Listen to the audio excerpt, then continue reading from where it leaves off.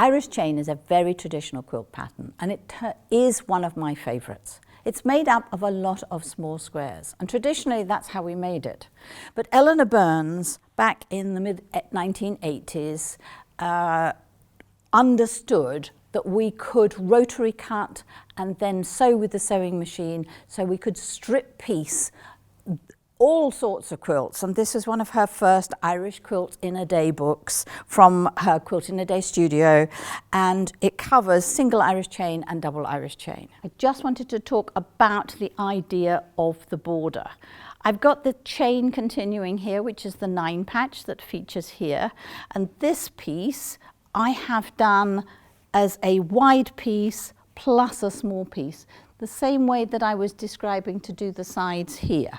And this needs to be the same size as your 9 patch.